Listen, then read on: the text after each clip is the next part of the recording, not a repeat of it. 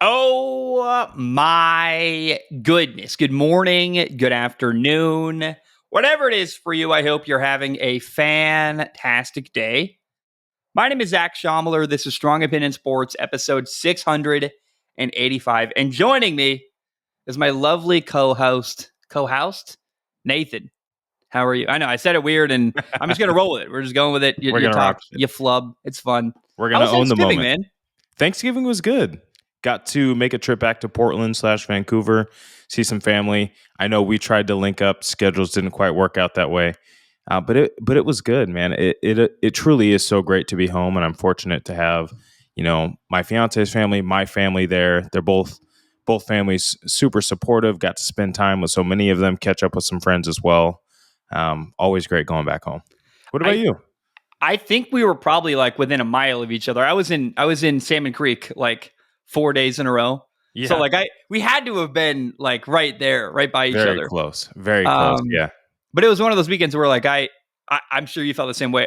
I'm just with family and I'm doing as little as possible. And I feel today like so rejuvenated. I'm like, good. I'm like, I rested. I had fun. I relaxed. Life's good. Yeah, Liz and I were actually just talking about that this morning, both working from home today. Just how great it felt to go home, kind of unplug a little bit and just recharge with loved ones. God, it made such a big difference. And obviously, you guys know that recently moved to San Francisco. So a lot of those friends that we saw, we don't have on a regular basis. So awesome to see them, see the family, get out and golf a couple of times, despite how cold it was out there. Man, it was great. Dude, I gotta say, you left, I think, yesterday, probably Sunday, right? Actually, really, really early Saturday morning, which was bad choice. We were hurting getting to that flight, but we made it. Well, it was, I'm not kidding. Today, Monday morning, was the coldest it's been all year. Like, at least since last January. I'm not kidding. It got like significantly colder from like the weekend to today. I woke up today and was like, I went back in and got gloves. So I was like, it's really cold. It was like, it was awful. Was it like 30 something? Yeah, the high was 47, but it was 30 something. And I was just like, it was a different level of cold. I was like, and I usually wear an underlayer. Like I wear my shirt and then I wear a sweatshirt kind of thing, flannel or something, then an overcoat. I didn't wear the underlayer and I was punished by that. It was a bad decision. It was very cold. And you live in San Francisco now, and I'm jealous. You don't have the frostbite mornings with that cold steering wheel and it's not fun. It was legit like 60, 62 and sunny today. The entire day. I hate you so much. And that was actually the funniest thing when we got back to San Francisco on Saturday. It was starting to get cold, right? Not dangerously cold, but pretty cold there in Portland/Vancouver. And when we got back, it was same deal, sunny and 60. We're like, wait, what? This is kind of nice. So if something was to make us fall in love with San Francisco, the weather is really doing its job. Oh, dude, I think the weather is like the city's cool. I like walking around the city. If you don't get shot, it's cool. Like the food's good, but the weather. Shout out Ricky Pearsall. Yeah, I know. That's what I thought of actually. Like, which is not far from your house. Crazy. Let's jump in. Do you want to jump? I thought it was like a glorious, incredible weekend of football. Great weekend of football. I think Thanksgiving's come and gone. We don't need to talk about that. Although I do want to talk about the Packers at some point, but we'll start with Monday night. But do you just agree? I thought it was just like a really fun, awesome weekend of football. Would you agree? It was, and it was capped off by another fun Monday night football game. Like everything that we could have asked for. The Thanksgiving Day games were great. Black Friday game, I don't think it was a great game, but ended in some serious drama. And then obviously the Sunday slate, so many games coming down to field goals and these crazy we're in the Matrix type moments. It was really awesome. This episode is brought to you by Prize Picks. Prize Picks is America's #1 fantasy sports app. Use Prize Picks while you watch NFL games this fall because making picks makes watching games more engaging, and you could turn something like $5 into $50. Prize Picks offers quick and easy deposits. You can even use Apple Pay.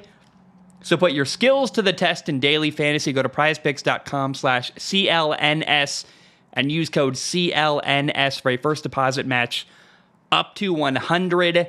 That is prizepicks.com/CLNS using code CLNS for a first deposit match up to $100. Prize Picks, daily fantasy made easy.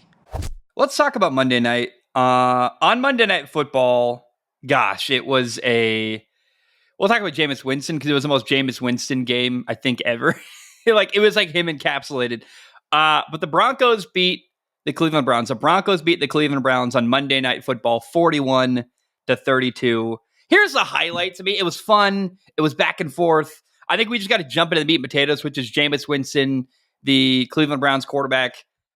497 passing yards, a Browns record. 2 pick sixes.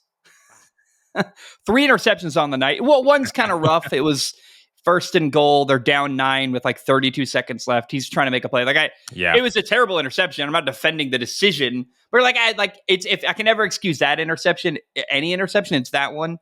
4 touchdowns on the night. Just the most. Remember, this is a guy who threw 33 touchdowns and 30 interceptions in 1 year, and we saw that all in one game from Jameis. It was fun. Seriously did. It was crazy. It was awesome. I loved it. You know what I loved? Is these guys were taking deep shots. Mm-hmm. So much of the NFL right now is, take what the defense gives you. And the defense is like, let's keep it all in front of us. And Bo Nix and Jameis were like, nah, fam, we're letting it fly. Just eyes closed, chucking it deep. That just made the game so much more fun to watch, I think, from a viewer's perspective. And honestly, from the last few Monday night performances, like they've been really solid. And to have this one come out in that way, and Bo Nix looks like he's maturing. Jameis Winston, you already laid it out. He's looking exactly like the Jameis Winston we know. Both defenses that are renowned were making plays all over the field. There was drops on both sides. It was just this crazy, chaotic game. That's the only way to put it. It was also the Jerry Jeudy revenge game. Former first-round pick by the Denver Broncos, 15th overall. Dude had 9 catches, 235 yards, and a touchdown, that 70-yard bomb. And by the way, I want to say this before we get into it. He had opportunities where he didn't get the ball. He was wide open over the middle at one point. He had a deep shot Jameis missed. Like, he could have easily, if Jameis doesn't miss him deep, had 300 yards and 2 touchdowns with 10 catches. Like, he had the game of his life. If you ever want to see a guy play his former team and show up, that was the best example I've maybe ever seen. It was awesome. That was insane. Receivers on both sides were absolutely. Sorry, I get some of my eye here. Were absolutely electric. Obviously, Jerry Jeudy and Elijah Moore had their game. On the other side, both Marvin Mims and Cortland Sutton, they had great games too. And again, they weren't afraid to throw the ball downfield. Did that come with a couple of interceptions? Yeah, it did. But those are the chances and the risks that you take, when you're trying to win these sort of games. And I just thought it was awesome. Yeah, I thought, Bo Nix had an interception deep over the middle. It was a great play by Denzel Ward. It's like a 50-50 ball. It was almost like a punt. It really didn't have many consequences. I didn't mind it. It's like you take a shot. It happens sometimes. What's crazy in this game, 4 receivers had over 100 yards receiving, and one of them had over 200. Like, this was just a game. Has that ever happened before? I'm sure it has, like, just by mathematical possibility. I'm sure it's happened. Like, you had those Peyton Manning games and stuff where, like, sure, one of those had to have been a crazy shootout. Or even, actually, ironically, the Derek Anderson Browns team, remember that? They had that game where it was like 56 to, I want to say like 49 or something crazy. Like, I remember specifically one Derek Anderson shootout for the Browns where, like, it was crazy. I mean, yeah, Jameis having just shy of 500, Bo Nix having just shy of 300. That's 800 yards of passing offense. It's got to go somewhere. Yeah, and also, by the way, Denver ran for over 100 yards too. So some of that's I guess Bo Nix had 4 yards, so he wasn't really part of that. But what Bo Nix did is extend plays. And Bo Nix, let's talk about him. 18 for 35 passing, 294 yards, 1 touchdown, 2 interceptions. I don't think the numbers do Bo Nix justice, to be honest. He was really accurate, made a lot of good decisions. He extended plays when he needed to. He's a rookie quarterback who doesn't look like a rookie quarterback. Mm-hmm. Like, the 2 best rookie quarterbacks this year have been Jaden Daniels and Bo Nix by a mile. And the throw to Marvin Mims. I think Caleb Williams has something to say about that. No, I think. But yes, go. We can dive into that later, please. Yeah. I mean, I like Caleb. I just think it's been clear though. 2 guys are doing really well. Sure. And Caleb's struggling, and it's not all his fault. But Bo Nix, I thought the throw to Marvin Mims, a 93-yard bomb, which was like incredible timing, great accuracy, led him perfectly where he needed to go, and allowed for run after the catch. It was a dime, honestly. And I just couldn't feel more like, hey, Denver got their franchise guy, and we know that, but it's just cool to see it reaffirmed on the national stage. It's like, yeah, this guy's awesome. Yeah, and you said it perfectly here. He didn't have his most efficient game when you look at the box score, but in terms of what he was doing on the field to extend plays, make great plays, get the ball out, honestly throw it away a few times. I Hmm. remember he almost had a Yeah. safety, dodges the tackler, and instead of trying to make the play, he's like, I'm just going to dirt this thing. I'm not going to make this play go from bad to worse. I'm just going to get rid of it. That's a sign of maturity where there's some other guys like a Will Levis, for example, who would have tried to keep going with that play and perhaps would have caused damage to his team. So great growth from Bo Nix over the course of this year, and great to see him to continue to push the ball down the field now, where earlier in the year he was kind of dinking it and dunking it. I'm jealous you got that point out first. Because some of the best plays Bo Nix made were throwaways, like for real, where it's the discipline that you're right. Like you look at Will Levis and you don't often see from a young quarterback like Bo Nix. I think he's playing beyond his years, and I trust him, and they trusted him. Down the stretch in key moments, they're throwing the ball in 3rd and 1. They believe like he's not only their quarterback, but they're not babying him and treating him like a rookie. They're treating him like a veteran that they trust. And it's just a home run. I want to say this, I think we said it before, but Bo Nix in Denver specifically is a good fit. I don't know that he's the same player somewhere else, but him with Sean Payton feels like just a match made in heaven. I really, really like these two guys together. It's a similar pairing to what they had with Drew Brees in New Orleans and Sean Payton in the past. Could you imagine Bo Nix with Kevin O'Connell? Oh, I'd be awesome. He'd have been great there too. There's a lot of places I think Bo would have been great, but I do agree with you. Had he have gone to a dumpster fire like Caleb Williams I bet we would have saw something very similar. Against some weaker opponents, he would have seen some strong performances, but then when the brass tacks came, might have been tougher for him to be developed. Or maybe he would have gotten along better with Shane Waldron. But I still think Bo Nix on a number of other teams this year that were picking high in the draft, he would have been successful. What's a compliment to Bo Nix? What he does really well is he's got very little ego and he's really coachable. He really is willing to, he will mold to the coach. He listens, he pays attention, he falls in line. It's almost Brady-esque, where Tom Brady was very coachable and just took his beatings. And you've seen moments like really fun back and forth with Sean Payton and Bo Nix this year, where Bo Nix makes a horrible mistake and he owns it and he talks about it. And they even yelled at each other one time, like, I was just giving him love. Like they really seem to have a great working relationship. And that relationship is crucial. And we've heard Kevin O'Connell, the Vikings head coach, you've talked about this before, say very blatantly, it's an organization's job to create an environment that's good for a young quarterback. Chicago simply hasn't. And that's why I don't think Bo Nix in Chicago is good, but I don't know that would have been Bo Nix's fault. But you're right. I'm glad you challenged me on that. Is that he's really coachable and he'd work a lot of places, probably. Yeah, and we're forgetting the most important part is the pedigree, where he comes from. The University of Oregon, the number 1 football team in the NCAA. You got to give him a lot of credit for that. I want to talk about the final pick 6 by Jameis Winston. It was actually a good read. Jameis Winston, they got the ball. They're down 2. They're trying to put a drive together within the 2-minute warning, right at the 2-minute warning, actually, first play afterward. He throws an out route. It's actually open. It's a good read. It's a good decision, but the ball is left too far inside. And let me get the name right. It was jumped by Jaquan McMillan, taken for a pick 6. Great play, by the way. He catches the ball, lands on the ground, and then Elijah Moore catch. Well, Elijah Moore didn't react or like touch him down, so he gets up and runs for a touchdown. It's like you're not in college, dude. You got to touch the guy after he catches the football. And he stumbled a little bit, and I think once he stumbled, got his balance, and like looked back into the field of play, he was like, "Oh crap!" And he did make an attempt there at the last minute. I'm not going to put that on him for allowing the pick 6. At the end of the day, like I said, ball's high and inside. It's a bad ball. Also, that was still an incredible catch. Moving at that speed to catch it, stay in bounds, wherewithal to get up and start running. Incredibly impressive play. I also don't blame Elijah Moore if you thought he landed out of bounds, because it looked like he caught it. He's so close to the sideline, he catches it, he kind of rolls like, is he out of bounds? Is he not? Like I understand the instinct to think the play's over, but it's not. And it's like but it's really on Jameis, and it is. I think that. One storyline. Go ahead. I believe that was after they had just converted a massive 4th down as well. Yeah, on that drive, they hit. Yes, they hit. I can't remember if it was Judy, but somebody kind of on that right hash.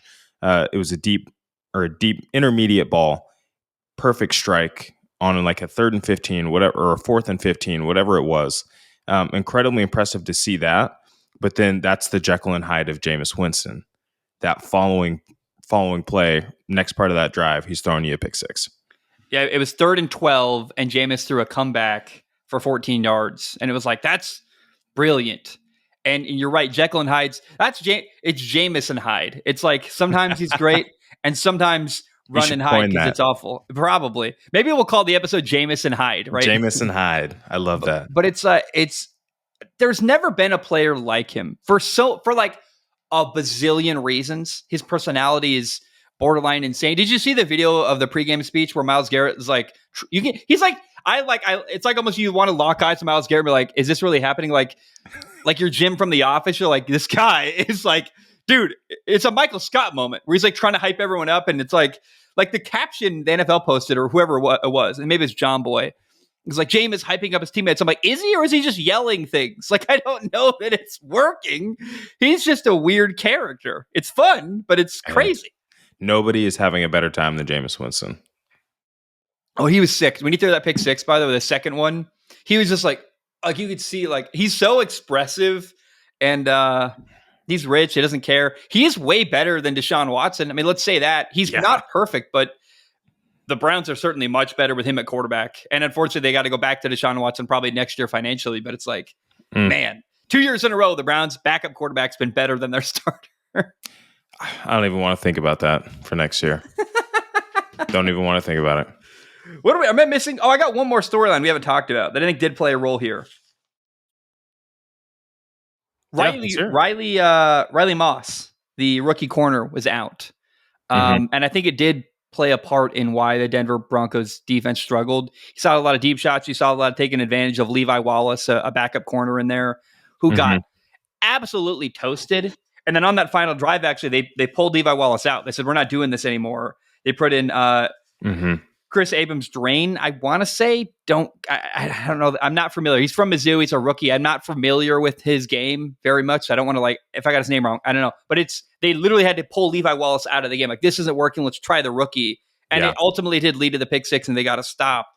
He also the rookie gave up the 3rd and 12 conversion on the 14-yard comeback. So he wasn't perfect, but Levi Wallace, the backup corner in Denver, was a massive problem who got toasted by Jerry Jeudy multiple times in this game. And that's somewhat surprising, honestly, for Levi Wallace, a guy who's played in the Buffalo Bills system, a guy who's played in the Pittsburgh Steelers system. So he knows what good defense looks like, and he played significant time at both of those destinations. For whatever the reason was, he just didn't have it tonight. Hopefully he ices up, rests up, watches some tape, and comes back a little bit better. But yeah, expectations, I think, are certainly high for a guy like Levi Wallace, again, given where he came from previously. Yeah. I'm looking at the box score of this game. Jameis threw the ball 58 times. That's a lot. Bo Nix, 294 yards. It was I don't have much more to add. It was a really fun Monday Night Football game, though. It really was. And I didn't expect that. I was kind of worried. Hey, the Browns are involved. They're, what were they, 3-8? I think the Denver Broncos are pretty good. This could have easily gotten away from them, and they made it a game. And say what you want about Jameis Winston, the Jameis and Hyde personality he is, he made the game good. Like, this is a much better game because Jameis was involved. And they had a chance to win because of him. So it's like, say what you want about him, he's not the villain here either. He's just kind of this weird, chaotic, neutral mess. Yeah. I think the last thing I'll point out, and this is the first Browns game that I've had the chance to really watch, not splitting attention between a couple games, and just the complete change in identity because of the injuries on the offensive line for the Cleveland Browns. If you ever told me a Kevin Stefanski offense was going to throw the ball 58 times, I'd tell you that you're crazy, because he wants to run the ball 58 times if he can. So I found that very interesting, that transition to, all right, we kind of got to air it out here. We're not creating any space for Jerome Ford. We're not creating any space for Nick Chubb. Like, what's our resolution here? And the resolution was to let the ball fly with Jameis Winston.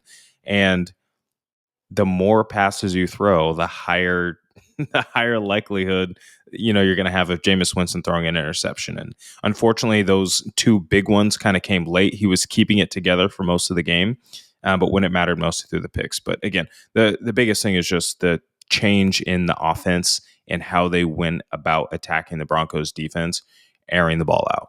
And it's been that way for several weeks now. I don't want to get personal, but I do think the way you play often reflects who you are as a person. And at least at quarterback. And you look at Jameis's life, you look at like his college career, for example, was so great other than a couple really critical off-field mistakes that you're like, yikes, dude. And he can never seem to get all the way through something without a bad decision or two, without just that. Like he can't play a perfect game. He can't have a perfect season. He's always going to have that. He's Brett Favre, really. He's like going to have that throw back across the field, or that, like, he'll make the most incredible throw and then he'll leave an out route inside and throw a pick six. And you're like, dude, that was the easiest throw like a high school kid could make, and you missed it.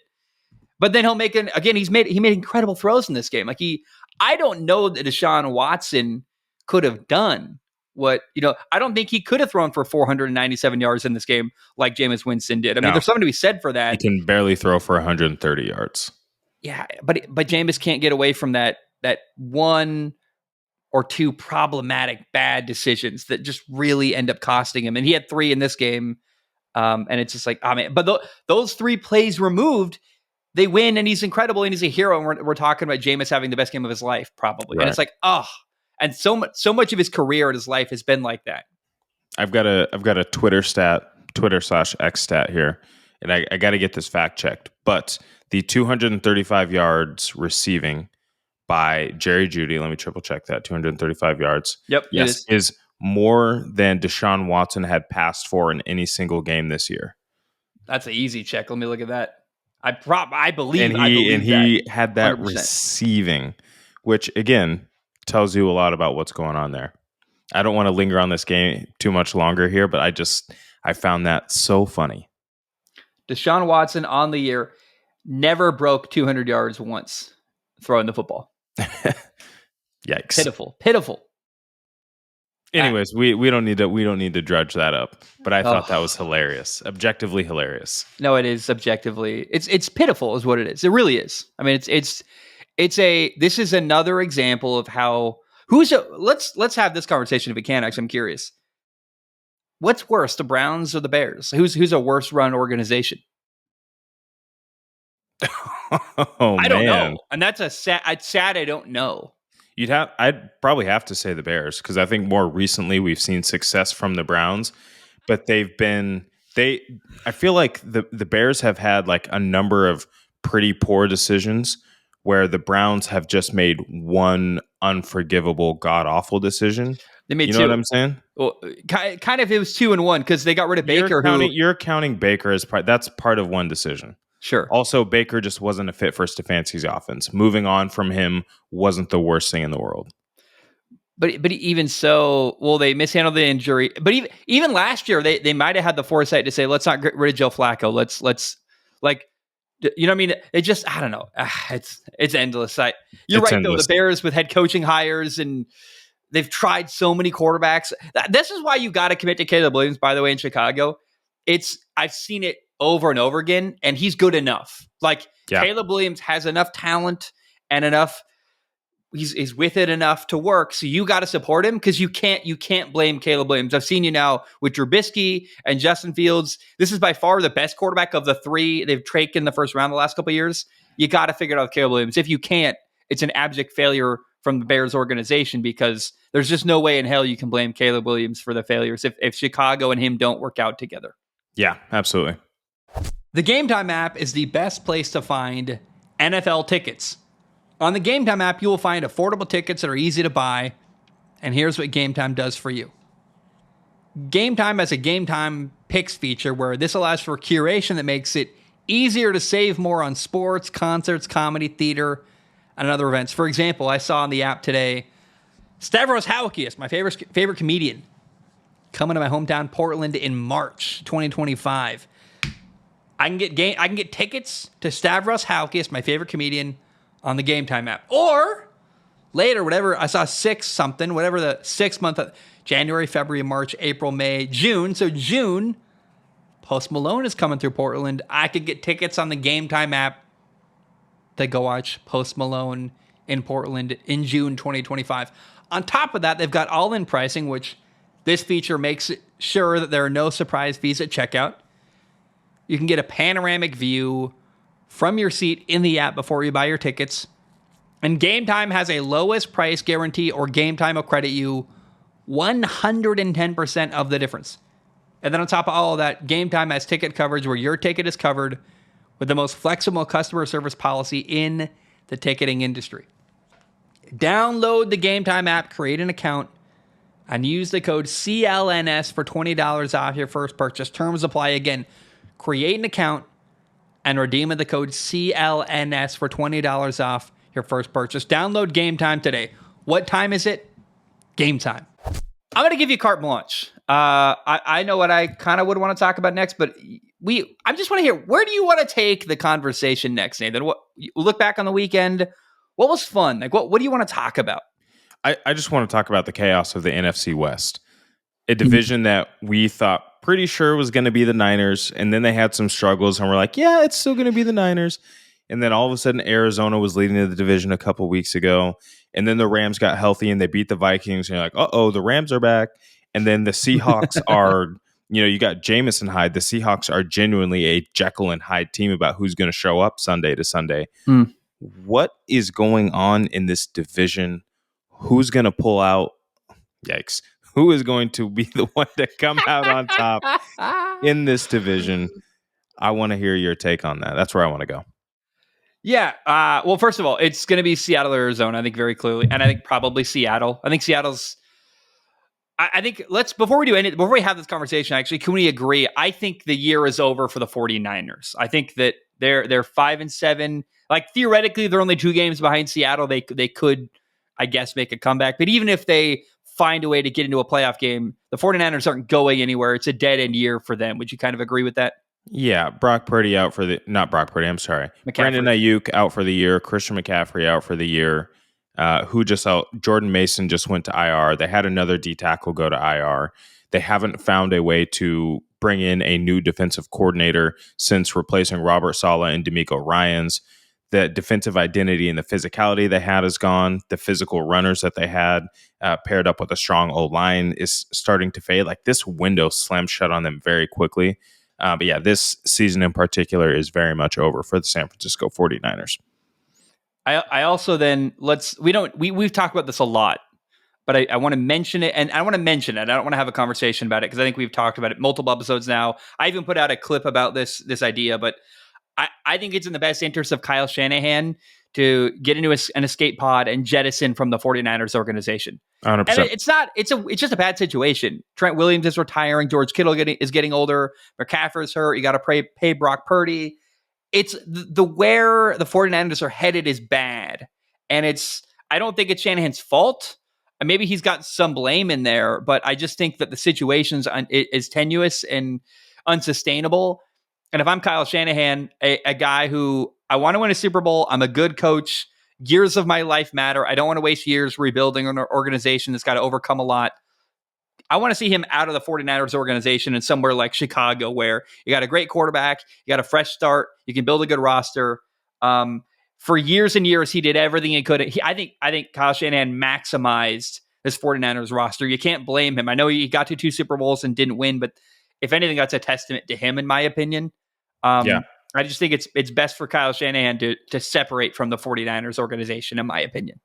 Yeah, I mean, I think so too. It was one of the guys I threw out a couple weeks ago as not necessarily a hot seat guy, but a guy that might move on from the position that he's in. And I think that there is something to be said about now having to pay Brock Purdy on top of all the guys that you've already had to pay.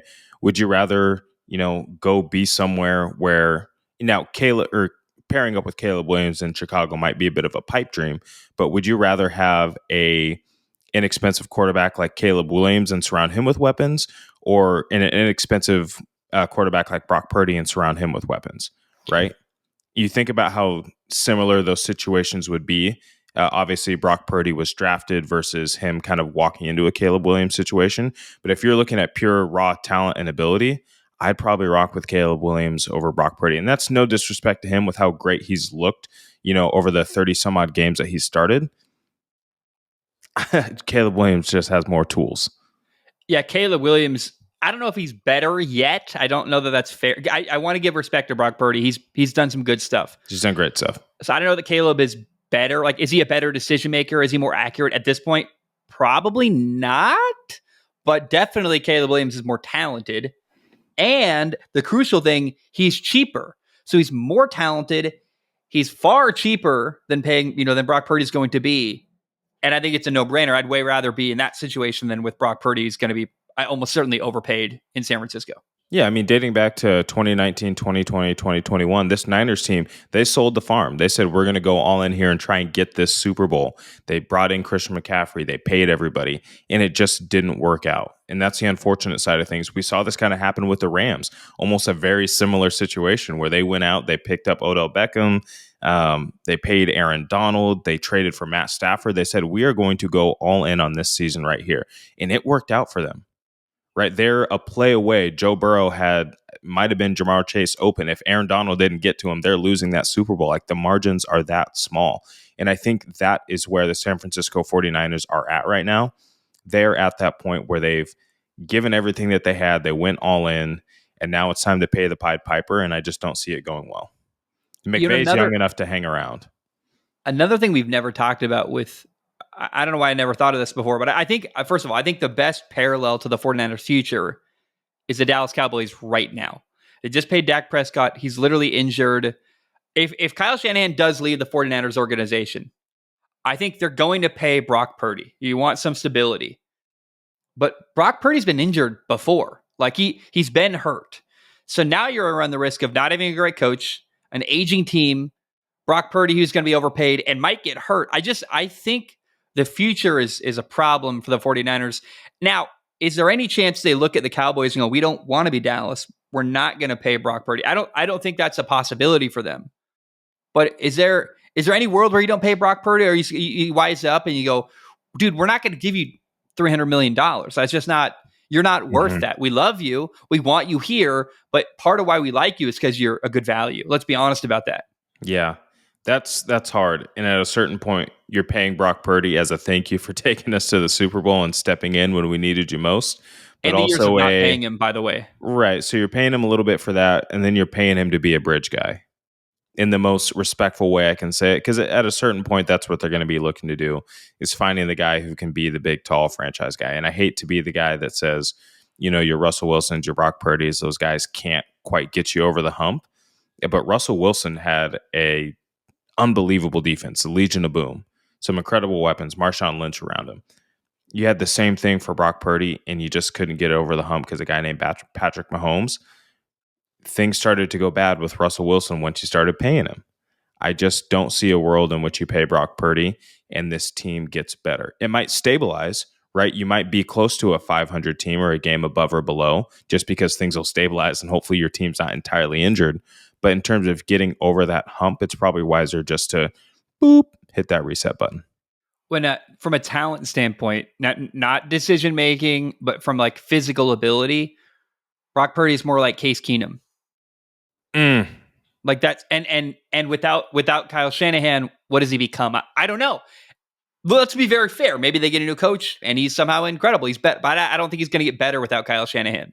Yeah. And then maybe his career ends up, he washes out of the 49ers and he ends up in Minnesota with Kevin O'Connell, for example, for a year and has a resurgence. I mean, there's possibilities for him to pop up other places, I think, too. I don't think he's going to have a short career, but I think it's going to end badly probably with the 49ers at some point with him.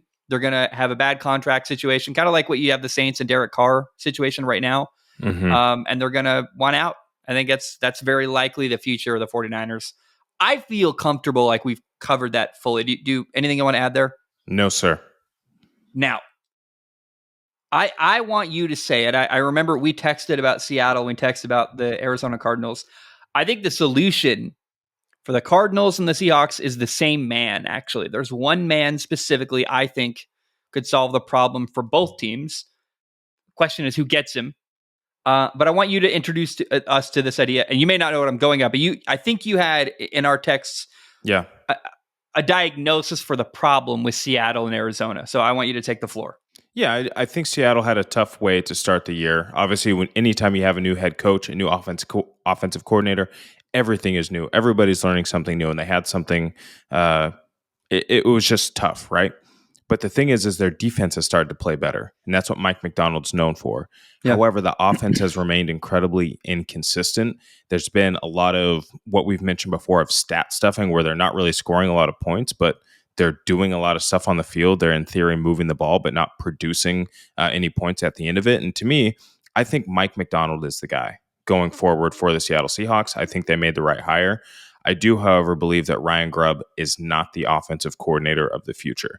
And whether that's a limitation from Geno Smith or whether that's his offense isn't quite suited and tailored for the NFL game, I'd need to sit back and watch a little bit more. But all I know is that something is not working for this team offensively. And I think it starts with Ryan Grubb. When you are a defensive head coach, you have to hire an offensive coordinator who could be a head coach, but is an offensive coordinator. You can't afford to hire somebody who doesn't have that extreme amount of experience to really own one half of the ball for you. Mike Macdonald, first-time head coach, really young. He's got a lot of things going on.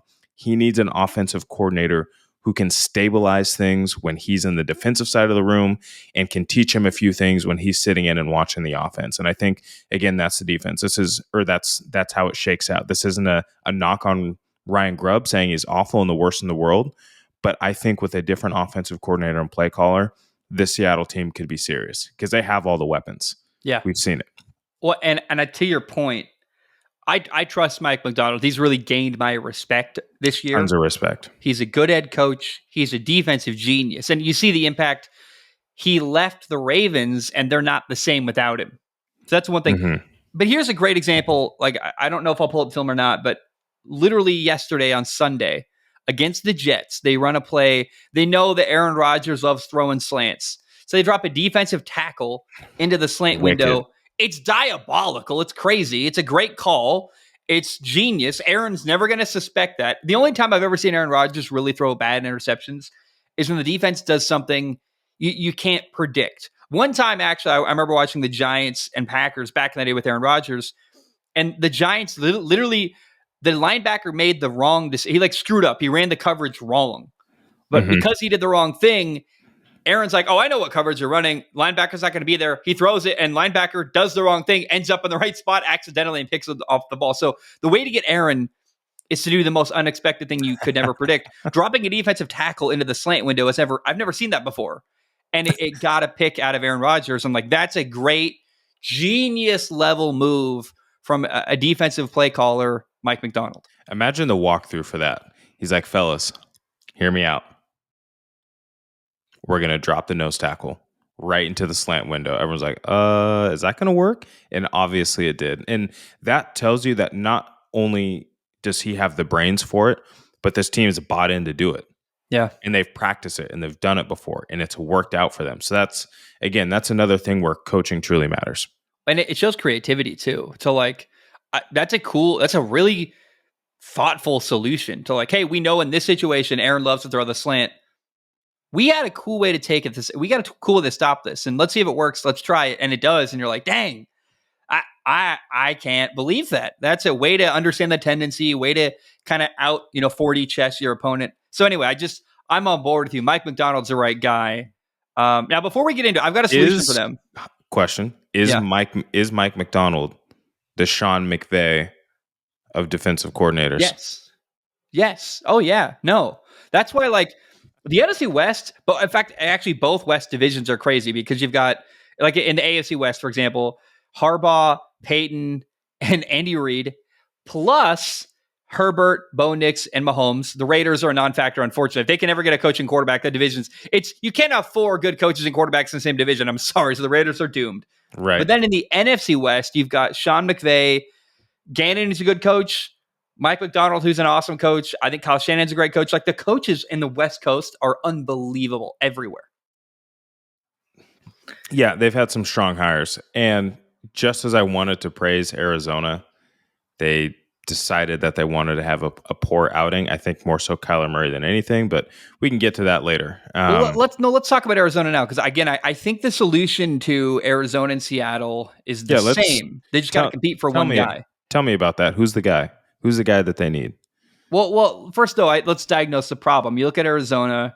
we both agree Jonathan Gannon's a good coach, but I think to you, the offense has a problem. Is it the coordinator? Is it Kyler Murray? I think Kyler Murray's talented enough. If I'm a coach, I'm like, yeah, dude, I've never met the guy, but I think I could work with Kyler Murray. Like, he's got enough talent that with the right coach relationship, I could pull good play out of Kyler Murray, I think. Does that make sense? Like, I don't think Kyler Murray is a lost cause as much as whoever's working with him, you got to earn the right. You got to pull it out of him somehow. And I think there's a way to do that with Kyler Murray. Yeah, I don't think he's nowhere near a lost cause. Let's be clear. He is probably a top 12 quarterback in this league just based off of his raw talent and ability to make a play that nobody else can at any moment. So let's be clear there. But yeah, something just doesn't click with Kyler sometimes on some routine stuff where you're like, what's he doing? And I know that height can be somewhat of a limitation, but there is some ups and downs from Kyler Murray as to whether he's seeing the field on a consistent basis. He's always going to play at a particularly high level because of the athlete that he is. But is he seeing the field tends to be the big difference for Kyler Murray. I'm going to ask you a question. I don't want you to answer it. I want to lay a nugget out there. How does that work? Because I want to say it out loud. I want you to figure it out. And I want the audience to be trying to figure it out while I lay the groundwork for it. Okay. Heard. Who's my favorite coach in football? I watched on Thanksgiving the Packers and the Dolphins, and I was horrified because I love Mike McDaniel, the Dolphins head coach. And I think he's done a great job getting great play out of Tua. Like, Tua's on a tear. The last 3 games, like 77% completion percentage, 900 yards, 9 touchdowns, no interceptions. He's playing great football. And yet I watched the Packers annihilate Miami because Miami was undisciplined. They looked disorganized. Frankly, unfortunately, they look badly coached. Like, I hate to say that. That sucks. But I've come to I just think like a peaceful realization, and maybe I've just accepted I can't be an apologist for this guy. I love Mike McDaniels. He's an awesome person. I really love him like as a human. He's my favorite coach in football. And I think he's a genius play caller and play designer. I don't know that he's a good head coach. And some people are like that. Matt Eberflus, even the Bears just recently fired former head coach, was a great defensive coordinator of the Colts. Terrible head coach. Pat Shurmur was a great offensive coordinator. Terrible head coach. It happens all the time. Coordinator is a different job than head coach. Now, Mike McDonald in Seattle, proven that's a great head coach. He can do both. He needs an offensive coordinator. I think the genius answer for both Seattle and Arizona, the minute Mike McDaniels gets fired by Miami, go steal him. He's going to help Geno. He's going to get a ton. I mean, they got a ton of weapons in Seattle. You talk about the weapons they've got in Miami with Tyreek Hill and Jalen Waddle. What about DK Metcalf, Jackson Smith and Jigba, and an older Tyler Lockett? Boom! It's even better. Like, you could theoretically say, hey, we could do more with this. There's more fun to be had here. I think Mike McDaniel makes Seattle 1,000% better. And then, hey, you remember when Tua Tagovailoa was a lost cause and people thought he was terrible? Well, his career was saved by working with a coach who believed in him and pulled good play out of him, Mike McDaniel. So I don't think Kyler's a lost cause. We're not there yet, but he's at a point where we're like, dude, something's got to change for Kyler Murray. The coach to pull great play out of Kyler Murray is Mike McDaniel. They're going to have a great relationship. He's going to build them up. I just really believe in, if anything, about Mike McDaniel, his ability to build a great relationship with his quarterback and build confidence. Whether that's Geno Smith or Kyler Murray, I don't care. I have nothing but confidence in Mike McDaniel's ability to be a great offensive coordinator. And I don't believe in him as a head coach. So he's perfect. Go work with Mike McDonald in Seattle for 20 fucking years. Have a great offense. You could be an incredible pair together. It'd be like the 2 mad scientists. It'd be so fun. That's the answer to Arizona or Seattle. Either one, I don't care. Go poach Mike McDaniel the minute he's fired. I don't disagree. You could have a great play caller come in there, work with your quarterback. If I'm Seattle, though, if I'm bringing in Mike McDaniel, I'm moving off of Geno, period. Let me be clear there. I don't care what he's done for the cities. When you can. ASAP. I don't know how they make it happen, but move off him ASAP. I disagree. Can I challenge you? I'm sorry, but Geno makes a couple plays a game where I'm like, that's high level stuff. And you just need that more consistently from him. Yeah, and we've said that for how long from Geno Smith? He's had Shane Waldron and Ryan Grubb. Like he's never had Mike McDaniel as an offensive coordinator. I just think with the right guy working with him, you know what I mean? Like there's so many flashes of Geno, and you're like at some point, remember, like how bad was Shane Waldron in Chicago? So to say we've seen years of Geno, it's like he made Shane Waldron look good. But how long has Geno Smith been in the league? This is entirely different. This is Geno's been in the league for years and years and years and years. This isn't a new guy on the block. Here's my point with Mike McDaniels. Mike McDaniel is he's your teacher, maybe high schools. Let's say junior year. He's your junior year history teacher. He is not a great teacher at all, but he's your best friend. Everybody loves this history teacher. They love showing up to his class. They have a good time. But at the end of the day, they're not really learning anything in the class. Everybody knows who that kind of teacher or professor is. That's what Mike McDaniel does. He goes in there. It's a good vibe. He's kind of teaching you. It's more about the energy and the feel good. But then at the end of the day, when it comes time to show some results, you got to go maybe take a placement level history test and you don't quite have the information that you need, but maybe you passed the test in his class because they were easy. Do you get what I'm getting at? Great guy, fun to be around, but he's just not, I don't see how you can disagree with the production that has come from this team with an inability to close out big games, an inability to win games against teams that are above 500, and an inability to play in cold weather. Have they been hurt? Have they been decimated by injuries pretty much every year he's been there? Yeah, for sure. But something's not right with Mike McDaniel as a head coach. I don't think he's sharp on the details across the board, and I think that trickles down. So I think we're recognizing the same problems. We're just diagnosing it differently, right? I have confidence in his ability to be a good relationship builder with a quarterback and a good play caller and offensive coordinator. Like your history teacher. Great but guy. He's a bad head coach. Like he shouldn't be head coach. I think if you sequester him to coordinator and make him have that limited role, he'd be great. I really think that should he be a head coach again? No. But make him offensive coordinator, let him run that little kingdom. He'll be incredible. And he'd be great as the teacher's aide, right? Young guy comes in, maybe he's learning from the teacher a little bit, grading your papers, kind of making jokes with you on the side. It sounds like we're describing the exact same thing here. Well, maybe what I'm saying is he needs to report to Jonathan Gannon or Mike McDaniel. He's going to be better off. Or, sorry, Mike McDonald, excuse me. He's going to be better working under someone else who reins him in and then lets him be the mad scientist offensive coordinator, right? That's what he'd be great at, I think. Do you agree with that or no? I agree, but this sounds strange. I would need to see him with a more senior coach.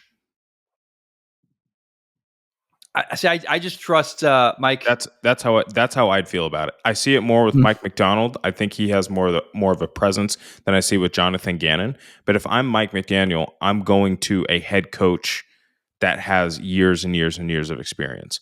I'm going to work with a Sean Payton. I'm not that he necessarily needs it and you wouldn't be the primary play caller. I'm going to work with an Andy Reid. I'm going to work with a Sean McVay. I'm going to work with any of the other offensive coaches. I'm going to work with a Kevin Stefanski. Guys who have been around the league, who have productive offenses, who know how to call games, who know how to put things together from start to finish, hold a culture together despite adversity. That's the guy I'm going to play for, not going to play for a guy who wants to, is just starting to build something. And that's no shade to Mike McDonald, and no shade to Jonathan Gannon, but I'm going somewhere that has more experience so that when I come out of it, I have been tutored by somebody versus, I'm coming in to, just call a bunch of plays and be the best offensive guy that I can. Well, let's think about the openings for him, right? I think the Steelers are going to keep Arthur Smith, so that's a non-starter. So you look around the NFL, where's there going to be a coordinator opening next year? The Detroit Lions are probably going to need one. Chicago Bears. The Bears, Houston. But I think the Bears aren't going to need Mike McDaniel because they're going to go get a head coach who does that role. You know what I mean? Sure. I think you got to pair him with a head coach who's staying, who lost their coordinator, actually. So Seattle, Houston. I think he'd be great with Pittsburgh, but they're not getting rid of Arthur Smith.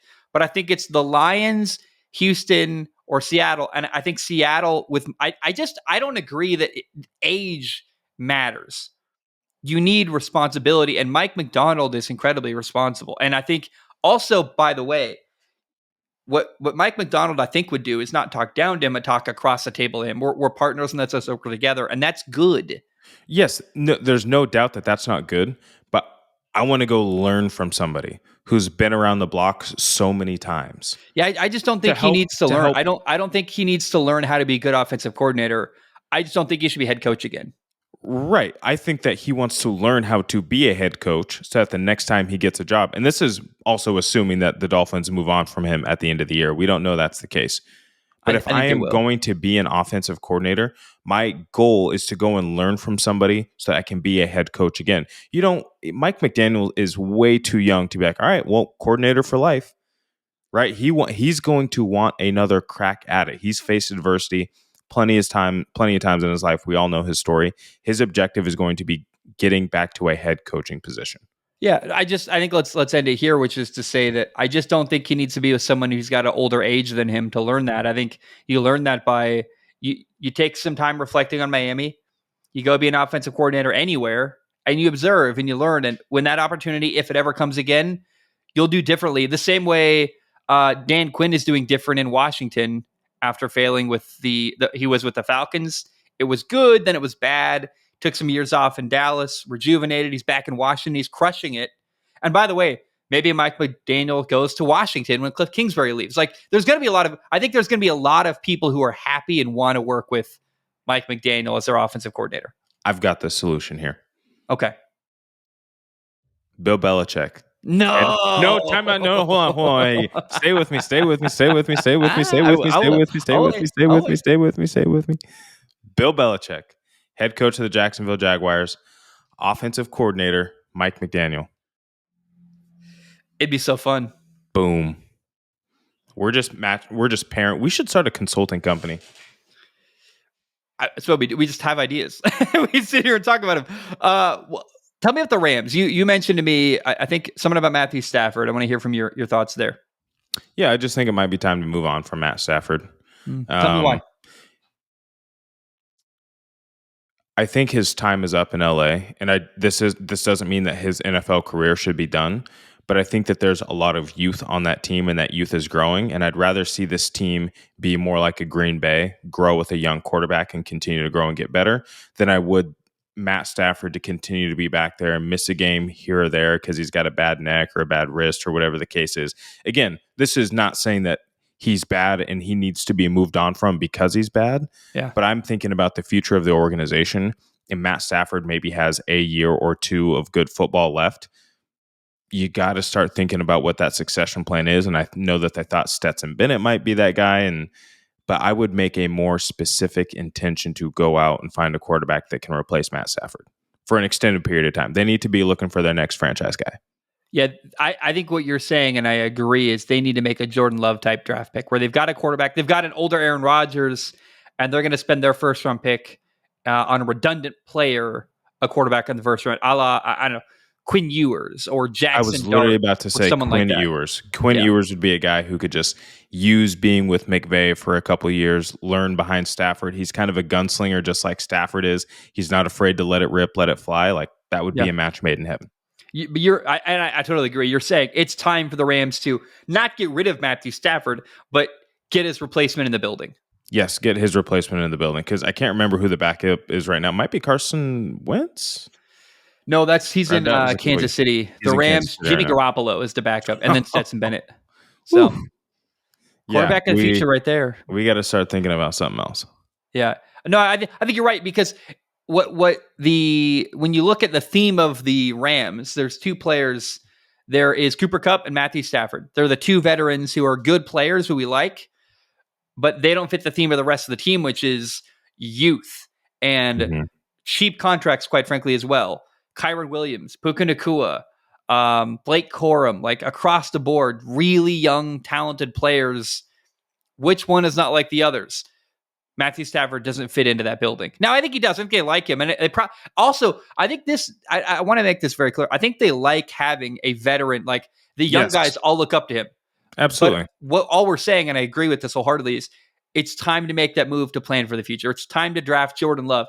Not saying next year Quinn Ewers or Jackson Dart is the quarterback of the Rams, but he should be in the building learning from Matthew Stafford and paying attention and taking notes. Yeah, absolutely. To kind of round out, I think this NFC West division talk, I do think Seattle ends up pulling this out just because the Jekyll and Hydeness that they have. I do think that they are the team that's going to show up against their division opponents and win. Mm. Arizona, I think, finishes second, and then the Rams third, and honestly, the Niners last. I hate to say that, but again, with McCaffrey and Mason going to IR, another D lineman going to IR, this team is just so beaten down this year. It's it might be just time to wrap it up. Want to hear a horrible thing? This is terrible, but this does matter for the 49ers' future. Yes. Trent Williams, the left tackle for the 49ers, he's 36 years old. He'll be 37 if he somehow plays next year. Days ago, on the 24th of November, he lost his son. They had a stillborn son. And so I think he's done. I think this is his final year. The Niners are bad.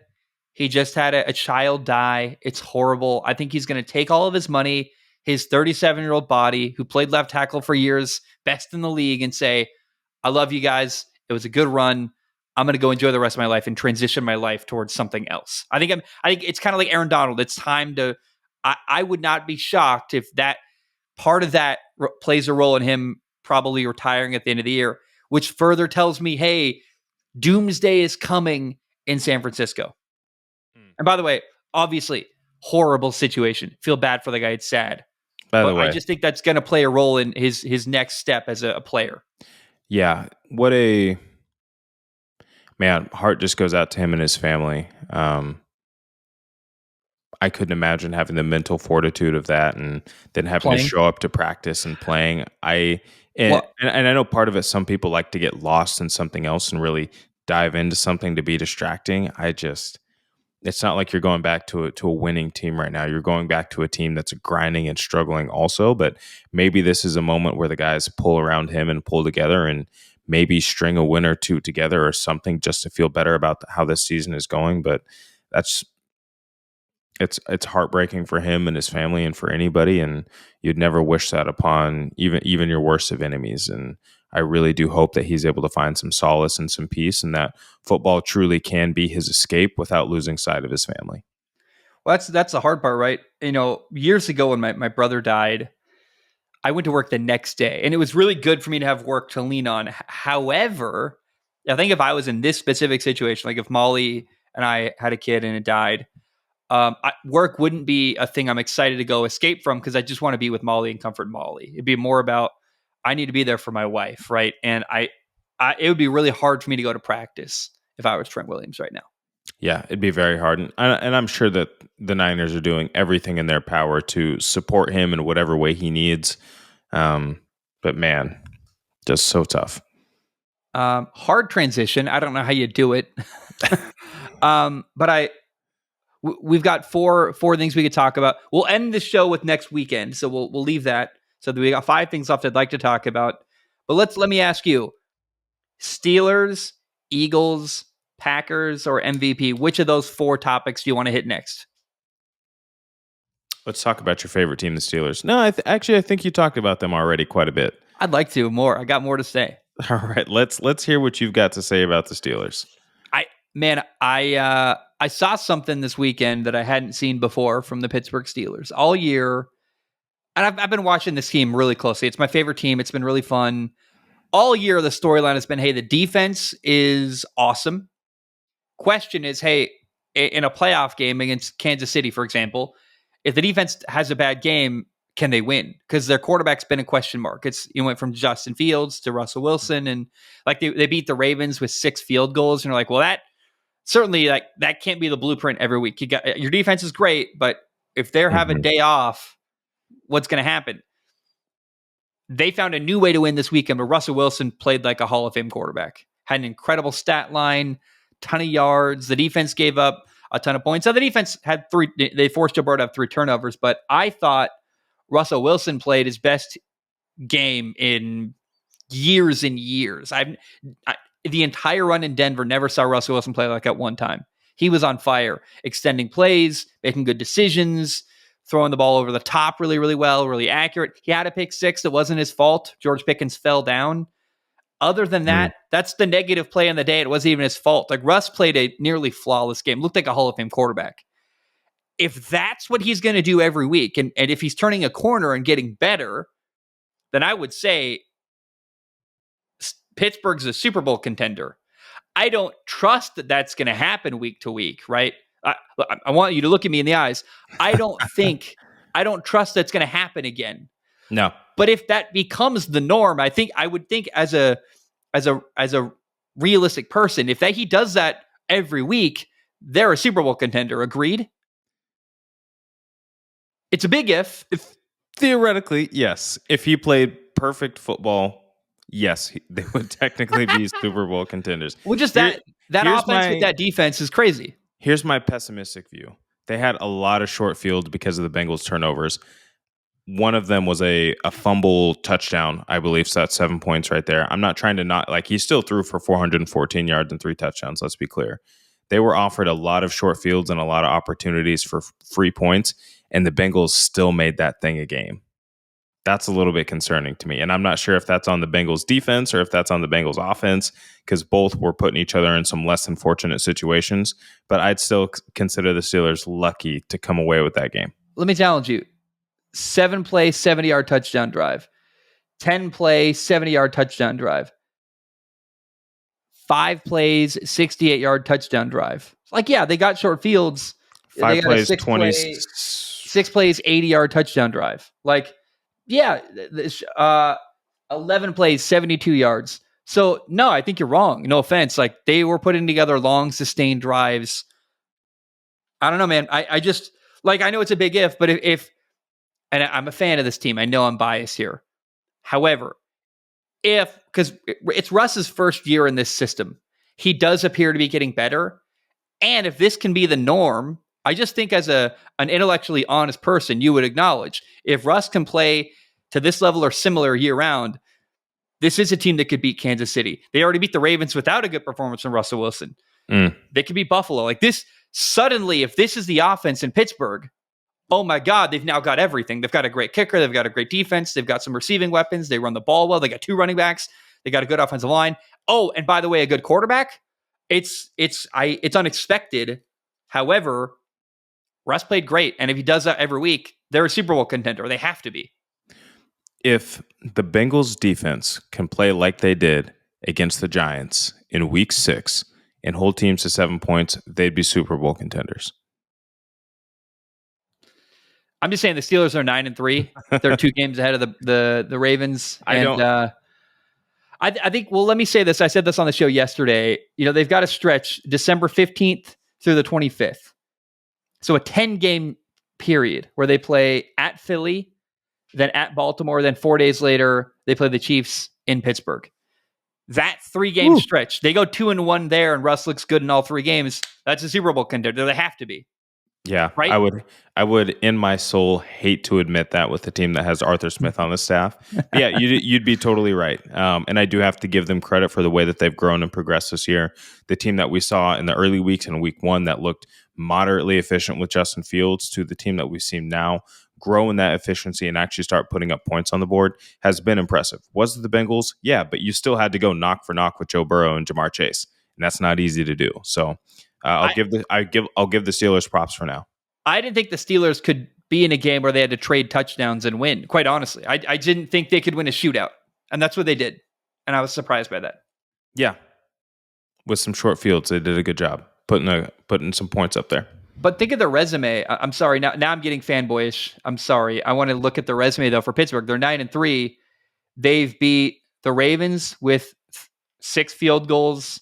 They beat Denver, who's probably a playoff team. They beat Washington. They beat Joe Burrow in a different type of way. And one of their losses is like a blizzard in Cleveland. It's on a short week. That was George. Remember George Pickens? How mad he was about that. I think it was George Pickens. He was like, "Yeah, man, they just got lucky. It was bad weather." Yeah, I mean, I don't like that excuse, but it's a weird game. It's an outlier. Snow completely changes the game. Let's be clear. You know. But I do agree you can't make that excuse because both teams have to play in it. And like, sorry, but it's football. Like, it's like you and I grew up in the Northwest, and I made my brother go play catch me in the rain every day because I was like, dude, sorry, but Friday nights it rains. If you can't throw the ball in the rain, you're gonna suck. Waterlog the football, get the gloves wet, and get out there and get some work in. Can we talk about Philly? Yeah, we can. Philly beat the Ravens. Now, I think if you watch the game, you would know, like, 3 missed kicks, 2 missed field goals, an extra point. That's a difference in the game. Like, Justin Tucker's missed kicks is why the Ravens lost. However, the Eagles are 10-2. They did just beat the Ravens. They beat the Packers to start the year. That's a playoff team. They've beat Washington comfortably. I think it's a Super Bowl contender. I do. Do you agree? I think Philly playing good defense, running the ball well. They got weapons over the top to hit receivers. Like, this is a Super Bowl contender, right? In Philly? Yeah, they're a Super Bowl contender. And I'll say this, knock Nick Sirianni all you want for big time, big moment decision making. I think he's grown a little bit this year. I think he's still a little bit immature, but in terms of his football decision making, I think that he's gotten a lot better. First example is what he had Kellen Moore do. Saquon Barkley, I believe had 11 carries at the end of the third quarter. And I sat there and I looked at Liz. I'm like, what are the Eagles doing right now? Give the ball to Saquon. And then he finishes it with 23 carries, 170 yards, and has a touchdown. Right? Yeah. Said, hey, let's not make this thing any harder than it needs to be. Give the ball to our best player right now. Because Kellen Moore is a guy who will abandon the run. We saw that in Dallas. So for them to get right back on track and to get the ball to Saquon, to their playmaker, start to bleed the little clock a little bit, start to wear on that defense. I thought that was a great game plan and a great call. You're down Devontae Smith. You've only got A.J. Brown out there. The rest of the receiving core to me is not very good. You got Dallas Goedert at tight end, but to me, that's not enough to supplement these things. I just thought it was a really impressive performance.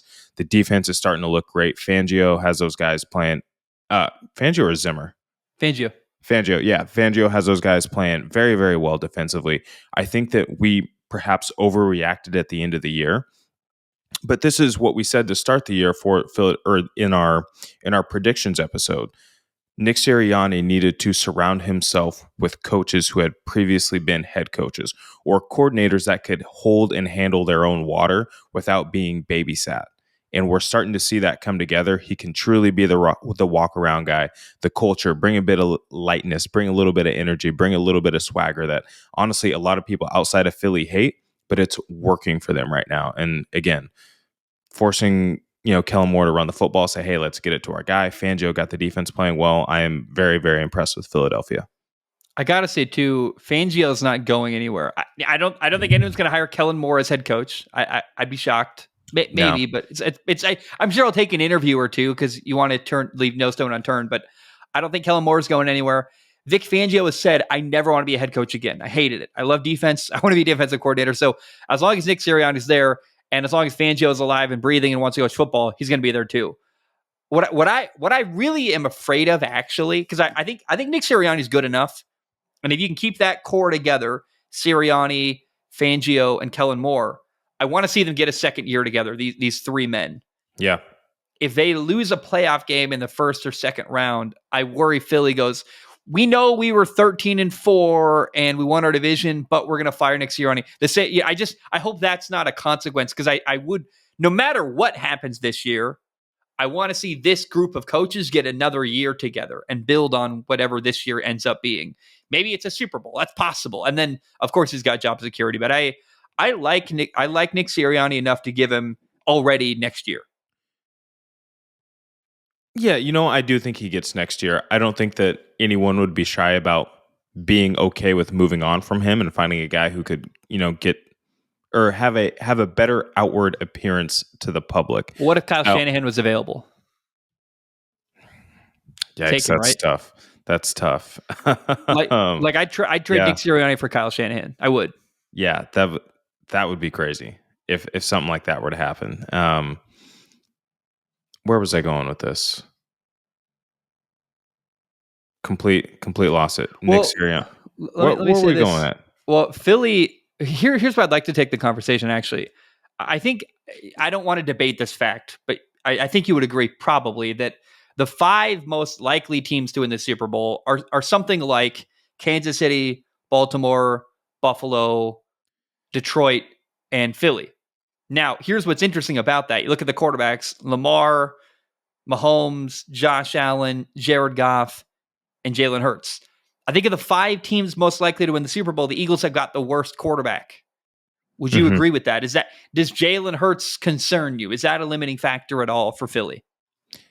I think he's probably the worst thrower of the football when it's not his deep ball to the sideline to AJ Brown, but I don't think he's necessarily the worst quarterback. I think each one of them kind of do things differently. Like it's not stacking up, Jared Goff to Tom Brady, for example, like 2 guys stand in the pocket, deliver the football. I think all the guys kind of do something a little bit different. So I wouldn't say their games are so different.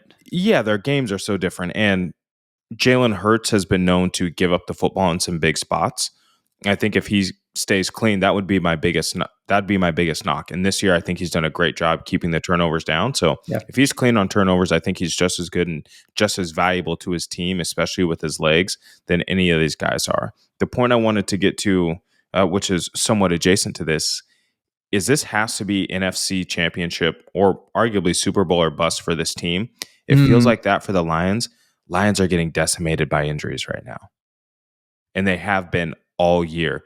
How much longer can they keep going? Can they make a deep playoff run? We don't know. Minnesota Vikings, they're a team that's proven that they can score a lot of points. They can also have an incredibly rough start and still find a way to win a game. So they're battle tested. They're going to be a challenge, but I think that the Eagles should be able to beat them. And then the team to watch out for, now that the Atlanta Falcons have kind of fumbled, watch out for the Tampa Bay Buccaneers. That is a team that has already beat Philly this year. And if you are not careful, will put up points so quick you won't even know what happened. And then the Tampa Bay Buccaneers have one of the best rush defenses in the league. You got Vita Vea up there. If you can't get Saquon Barkley going, now all of a sudden you're forced to throw the football. Things could get scary. So the point being is there's a clear path here for the Philadelphia Eagles to get to the NFC Championship, to get to the Super Bowl. It's going to be a test, but they are set up for it. The stars are starting to align for them, but they're going to have to win a tough game. I think that, and I'm curious what you would think of this, probably Philly has to go to the NFC title game. Like the way Nick Sirianni keeps his job is you get to that game. Yeah. What you can't do is lose in the second round to, especially, I think, Minnesota or Green Bay. You got to win that game. Right. If you lose to Detroit in the second round, we can handle that. That wouldn't match up, but if they did for some reason, hey, you lose to Detroit, I think fair enough. That sucks, but they got to get to the NFC title game, and you can't slip up to Minnesota or Green Bay. I think Green Bay is more dangerous than we've talked about too. I think Green Bay is absolutely. Can we talk about them next, actually? Unless you want to have more to say about Philly. Yeah, nothing more to say. If we're diving into Green Bay here, I love that they figured out that Jordan Love doesn't need to throw the football 5,000 times a game. Yeah. I love that they have said, hey, let's give it to Josh Jacobs, especially in the red zone, and let him score. We know we want Jordan Love to have stats. We know we want our receivers to get some love. But if you're minimizing how many times you have to put the ball in the air and you're giving it to a guy like Josh Jacobs, who's physical, he's got speed, he's got all the cuts and all the moves, why would you not do that? And I love seeing that transition in identity from what we saw to start the year, which was very pass heavy, to leaning into giving Jacobs 20 plus carries a game. I think that's so brilliant from Mike LaFleur. Watching on Thanksgiving. Matt LaFleur. So sorry. Yeah. I Mike LaFleur's the little brother. Commenters, not today. I got you. Watching the Packers on Thanksgiving, I just was sitting there like, why is this team not viewed as a contender? And I came up with an answer that I felt comfortable with, but I also don't know that it's a sufficient answer. And the reason is they don't have a resume I trust. They're the youngest team in football. They were the youngest team in the league last year. They still were this year. To start the year, they had one player over 30 in the entire Packers roster. So I think Green Bay, the reason I don't view them as a contender, the only reason really I can view is I just don't trust them the way I trust a team like Jalen Hurts and Philly, who's been to a Super Bowl, and Jared Goff and the Lions, who beat up a lot of people, and I've seen them for years now. Jordan Love is in his second year as a starter. The team is really young. But that reason doesn't feel good enough, honestly, because all it takes is a big win or two, and then they have a resume, and then you trust them. Right. So, we'll quickly think about their losses this year, right? They're good losses. To Philadelphia, one possession. And by the way, that game was in Brazil on a bad field in a weird situation. Right. To the Vikings, 1 possession. To the Lions, 1 possession. 10 points. 10 points? Yep. Was it 10? Oh, you're 34, right. 24. Right. Yeah. 20, yeah, something like that. I only know because I talked about it on the show yesterday, or it's this morning. oh yeah, all right.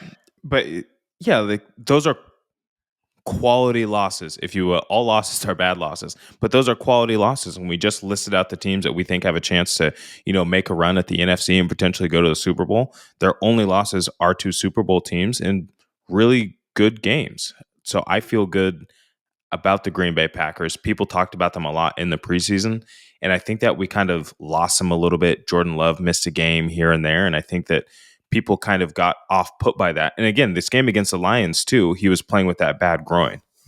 And so he looked like he could, it was either them or against the Bears. But the bottom line being, there's still a lot of potential for the Green Bay Packers to continue to grow and be a very dangerous team at the end of the season. The Minnesota Vikings are 10-2. Packers are 9-3. However, I actually trust the Packers more than I trust the Vikings. I saw the Vikings lost to the Rams. They played some really ugly, weird games. They couldn't score a touchdown until the end of the Cardinals game this past weekend. I personally think, because I talked about the 5 most likely teams to win the Super Bowl. Again, Kansas City, Buffalo, Ravens, Detroit, Philly. My question really is, should it be top 6 and then include Green Bay? Should Green Bay be included in that list, or are they the next team down? And I would put them ahead of Minnesota, even though Minnesota's got 1 fewer loss. Where does how do we quantify Green Bay? Where do we list them in this? And trying to make a list, is it the 5 most likely teams doing the Super Bowl, or is it the 6 and you include Green Bay as well? It's the 5 teams, I think, and then you've got Green Bay doing this. They're right behind you, and they're looking at you, but you don't know that they're right behind you. That's how I'd quantify them right now. Yeah. I think that they've got a kind of a tough close to the end of the season here. They still got to play the Lions, still got to play the Seahawks, got to play the Saints, although I don't know what Saints team is going to show up. And then you have the Vikings and the Bears. Yeah. The Bears seem like that they're at least playing more competitively. The Vikings, obviously a great team. Lions, great team. Seahawks are going to be strong defensively. How does that shake out? So they don't have, cupcakes and rainbows to close out the season. So if they go, what would that be? 1, 2, 3, 4. If they go 4-1, you'd feel really, really good about them going in. Well, I thought the Packers, we talked about this earlier, but they look so much more disciplined and well coached than Miami on Thanksgiving. You're like, whoa, it stood out a lot to me. I was like, wow, this team is complete and organized and well coached. And they play the Lions on Thursday Night Football, and they're going to have a week between Thursday on Thanksgiving and then this Thursday Night Football game. So they got a week to prepare. It's almost like a normal week for them. It's kind of weird. If they come out and beat Detroit, I think then do you elevate them to contender? Yeah, they would absolutely have to. It's real. It's like, whoa. Yeah, I mean, if you look at this Lions defense, I'm looking at their IR right now, and it is just obliterated. Carlton Davis is now out. Pascal's questionable. DJ Reader's questionable. Jalen Reeves on IR. Alex Anzalone, who was playing at an extremely high level last year and this year, he's out. Aiden Hutchinson, obviously out. John Kaminsky out. Malcolm Rodriguez now on the IR. These are big-time players for this team. And if there is a game where the defense starts to crack, it's this game. Because the Green Bay Packers have a good enough defense to at least slow down the Lions a little bit. So if the Lions can't jump out to a 2.5 score lead here, it might be a really, really long night for that defense, knowing the way that the Packers can sustain drives and stay on the field. This could be the game where the wheels fall off for that Lions defense. I will say, and I want to ask you this because I actually can't think of it, the answer. Again, for me, when I thought of why are they not contenders? It's well, because they're young and I feel like I don't have a reason to trust him yet, really. But what can Green Bay not do? I don't see a glaring weakness on this team. They play good defense. They get after the quarterback. They're generating a pass rush. They run the football well. They got a quarterback who can make every throw. Romeo Doubs is out injured. That's not great, but they still got receiving weapons. I can't think of an obvious problem with this team. They're actually a really complete, well-rounded team in Green Bay. They don't have a major glaring flaw, right? I mean, that kind of matters too, because Minnesota, does. They have weird starts, and I don't trust them. And I actually think Jordan Love's arguably better than Jalen Hurts in Philly, even. And so, like, other than young guys who are a bit unproven because they're not AJ Brown, like they're kind of on their way. They just need another year to prove themselves, and maybe this is that year. They certainly are. My issue is their health. They always have guys missing a game here or there, whether that's Christian Watson, whether that's Jalen Reed, whether that's Romeo Doubs, Jordan Love here missing a couple of games. And then on the flip side, Jair Alexander, he's not playing. Xavier McKinney, he's typically their free safety. Their back end opens up if Jair Alexander isn't playing. And I think that's kind of the scary part for them. So if there was a weakness, it'd be the back end when Jair isn't playing. And then I don't believe that outside of Rashawn Gary that they have anybody who can truly rush the passer. And I think that would be their two biggest knocks, if you will. But at that point, like I'm honestly nitpicking. How about the MVP race? Because you told me it was, I think, quote, boring.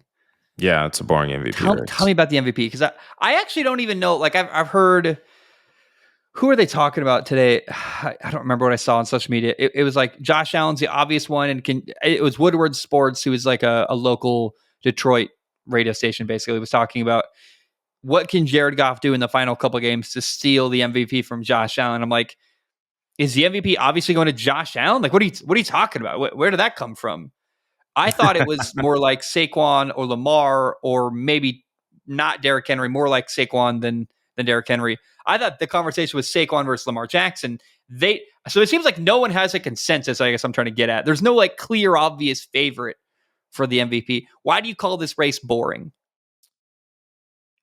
To me, it just feels like nobody is truly owning that MVP. Everybody's kind of had that slip up moment, or it just hasn't looked clean for everybody all year. And that's not how NFL football works. And maybe doing this show with you and paying perhaps a little bit more, scrupulous intent and focus on the game has made me appreciate some things less. But Lamar Jackson has, quote unquote, dropped the ball a few times this season, right? You got a random loss to the Raiders. You lose, what was it, last week to the Eagles, and you're like, okay, that's whatever. We expected a little bit more.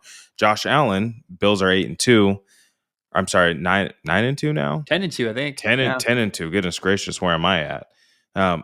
He's always doing his thing, but it just seems like, as much as people want to call Buffalo a contender, it just seems like they haven't been as closely watched as previous years, because outside of him, there's not a lot of electrifying players. So it's almost like he hasn't been seen as much this year, but you still see him show up in the box score.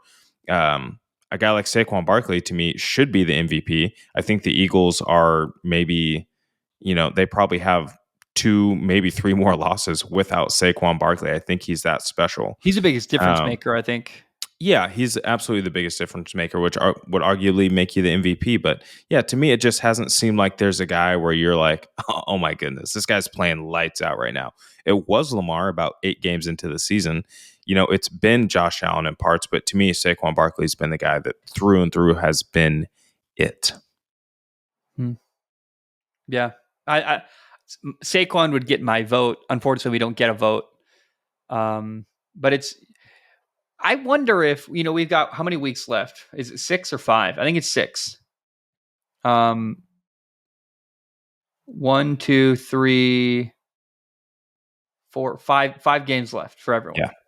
So in the final 5 games, who now finishes the strongest is the question, between all those names we put out there, between the Jared Goff, the Josh Allen, the Lamar Jackson, the Saquon Barkley. Right now it's Saquon's with 5 games left. In the final 5 games, there's a lot of football left. That's a lot of football. Someone could get hurt. Someone could have an explosion. Someone could fall off a cliff. Like, you don't know.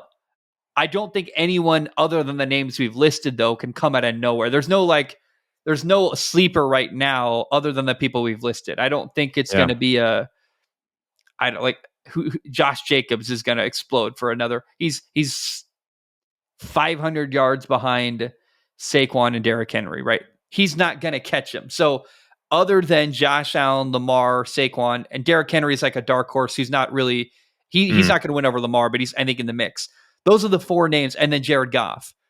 One of those 4 or 5 names is going to win MVP. No one else even is in contention, in my opinion. Yeah, and here's the deal for Saquon Barkley. Up next, he's got the Panthers. That's free money. He's eating. Then you got a Steelers defense that's going to be a little bit tougher, but not impossible. And then Commanders, Cowboys, Giants. So then he closes with games that he can absolutely dominate. So there's a lot of potential for him to, again, go absolutely crazy, go nuclear. But again, guys like, Lamar Jackson, guys like Josh Allen, it doesn't matter who they play on a week-to-week basis. Those guys are just electric. Yeah. And that's why it's boring, because that's all there really is to point to. There's no debate about, what about, and if you want to talk about like the best player of the year, it's got to go to Saquon. But there's not really, I'm not like seeing this dichotomy of, these guys going play for play against each other. I want to, before we talk about next weekend, I want to talk about one more thing that has been kind of eating away at me. As we talked about Monday Night Football, we talked about the game a lot. We talked about Jameis and Bo Nix, and the thing I think we didn't talk about Denver actually is this one little thing. We talked about how Bo Nix is a great fit in Denver and all this stuff. He's a rookie. Like this is the rookie version of Bo Nix. Where is he going to be in a couple of years? Like, because he's going to keep getting better, and he's already good. I mean, he's going to be Drew Brees. I really comfortably feel that way because he's really coachable. He's got a great coach behind him. He's got some weapons around him. I think the trajectory Bo Nix is on is really incredible, to be honest. And the fact that this is where he's at now is so encouraging because he's not even his best version of himself yet. Yeah, and if he continues to grow with his legs, if he continues to grow and then also continue using his legs, which is a weapon that Drew Brees never really had. He did early, really like in the San Diego years a little bit. Yeah, not quite the same way that Bo Nix has. That's fair. Yeah, you're right. Not like a weapon, truly. Right. Mobile enough to move around, but not in the same way that Bo Nix. Like, if you wanted to do a design run with Bo Nix, like, you actually could. Yeah. If he continues to grow, it's going to be very dangerous. Settle his feet down, his eyes, trust his feet, trust what he's seeing. He's going to be in really good shape. He's a good enough thrower of the football, too, though, where he can be Drew Brees and not need to run. Like, they don't need to use him like they use Jalen Hurts in Philly. I think as the years go on, you're going to see next to no designed runs from Bo Nix. It's all going to be reactionary, second level, extending, making a second version of the play. It's not going to be quarterback draw or zone read. Maybe once in every 500 plays just to catch a defense off guard, get a quick first down. But yeah, Sean Payton wants to protect his asset. He's not going to put him out there. What I will say, I talk about Josh Allen a lot on 3rd and 1. Bo Nix has the ability on a bootleg on short yardage to keep a play and go get that yardage. It's a weapon in his toolbox, similar to what Jaden Daniels has, where a little bit of speed goes a long way on 3rd and 1 on a bootleg on the perimeter. And he's a threat, man. He really. I just want to before we end this show say like Bo Nix has a really bright future, and I can't get over that. This is only year 1. His whole thing is he's super coachable. He's going to get better and better and better. And it's going to turn into a playoff team and a really good team. And what happens when Andy Reid inevitably retires in Kansas City? And I think there's a future where Denver's the best, most buttoned up team in that division, to be honest. I don't know about best, most. What happens after Andy Reid in Kansas City? I don't know when that's coming, but he's not young. He's not a young man. Yeah, that's actually a good question. We could see that a few years from now. Do you want to end by talking about next weekend? Yeah, let's talk about next weekend. Let's talk about college football first. First of all, I find fascinating. Boise State's 11-1. Their only loss is to the University of Oregon in a really close game. It was like I know you watched that game. You thought your team was going to lose. Don't lie. Okay, so they lost to the University of Oregon. What's the University of Oregon ranked right now? The number 1 team in the country. The number 1 team in the country, right? Oh, wow. Completely forgot about that. Yeah. They lost to the number 1 team in the country. That's pretty impressive. Ashton Jonty is the Heisman winner, if you ask me. So Boise State's interesting. They're a playoff team. It's going to be really fun. In the ACC, Miami choked. Miami lost to Syracuse. Hold on. Wait a minute. I so forgot about this. All of you people that tried to tell me that you knew more about Miami than I did, just suck it. I don't know what else to say right now. I tried to tell you. What's funny about this, by the way, Ohio State lost to Michigan this past weekend, right? And the glaring problem with Ohio State was their quarterback. 2 bad interceptions. They missed 2 field goals. But the interceptions by Will Howard were like, Yeah. And they could have had Cameron Ward, or but they didn't want to pay him. Kyle McCord. That's they hilarious. Pushed him out the door. The guy who beat Cameron Ward was Kyle McCord, who would have been better than Will Howard was this year. It's like the level of the bad decision making with getting their quarterback for this year is really come to bite Ohio State in the ass, and I find it hilarious. Like, they were a quarterback away from a national title, in my opinion. Yeah, and they just didn't figure it out. And it's like, The thing I feel about Ohio State is I feel like they didn't get better from the time that they played the Ducks earlier in October. I feel like the Ducks got better. They got more well-rounded defense. Yeah. Depth has grown a lot for the University of Oregon. I feel like we saw the same Ohio State team and we saw the same Will Howard team. Will Howard didn't grow. He didn't get better. And like you said, this is the hampering point for this team. He can't get them over the hump, and that's going to continue to be a problem for him. And I'm shocked by how poorly they run the football. That, to me, blows my mind that they don't run the football very well. That shocks me. Saturday is going to be really fun because you've got so Friday night, Boise State plays. Saturday, Arizona State came out of nowhere. They put Iowa State in the Big 12 title. Arizona State's 10-2, Iowa State's 10-2, but Arizona State, what did they do last year? They were like awful, right? They have Kenny Dillingham, the head coach, he was the Oregon offensive coordinator with Bo Nix, actually. Year one of Bo Nix. Do you remember what Arizona State's record was last year? I don't. I'm trying to find it. I don't remember. It might have been like only a 4-win season. I know it was really, really tough, and people were calling for Dillingham's head. And I remember I was laughing because I did not like Will Stein, and I wanted Dillingham to stay at the University of Oregon. So last year, Arizona State in the Pac-12 was 3-9. Yeah. They might win the Big 12 this year. Difference in conference a little bit there. Sure, but also like great coaching job. Kenny Dillingham got a big bonus this holiday season, like a $200,000 bonus, something like that. And he distributed all the money almost evenly between 20 assistants on his staff. Said, "Hey, you guys are all getting big bonuses this year." And they didn't realize, hey, it's coming from my bonus. Like, I think it's just a classy, cool move. It's That's like, hey, so awesome. I'm doing well. I got a house. I'm a head coach. You're doing great. This money is going to make a bigger difference in your lives. Let me redistribute it to you guys and take care of my guys. What a great leader. I love him as a coach. I've always liked him. I thought he was awesome when he was at Oregon. I didn't know if it was going to work as Arizona State, but I remember documenting that, being like, that's an interesting move. And year 2 with Arizona State, is it year 2 or it might be 3 actually? It's just year 1 of the Big 12, certainly. He might win the Big 12, and that's like really, really exciting for Kenny Dillingham and Arizona State. Yeah, incredibly exciting. The way that he does press conferences, you would think that the sky is falling over there, but they're 10-2. He's like, "Oh, we need walk-on kicker tryouts. Show up to the." You're like, "Okay, has this team won a game?" But then you're like, "Oh no, like they're 10-2." Also, by the way, SMU is in the ACC title game. So SMU, after the death penalty years ago, they're 11-1. Their only losses to a pretty good BYU team. They lost by 3 points to BYU. They might win the ACC. They got to play Clemson, who's 9-3. I think both are lucky Miami didn't make it in, to be honest. I think Clemson beats Miami. What about Clemson beats SMU? Honestly, what happens in this game? I've got no film, no tape on SMU. I can't even. I don't either. I don't know what's going to happen. I've not watched an SMU game all year. I just think it's cool they're there. It's like, wow. And if they win that conference and make a college football playoff game, that's incredible. I was just in Dallas. My friend went to college there. It's a cool spot. NIL saved SMU. They have so many wealthy donors from that university. Like, they are going to be able to be right back to the top of college football in a couple years. Well, think of the reason they got the death penalty years ago is they were paying people.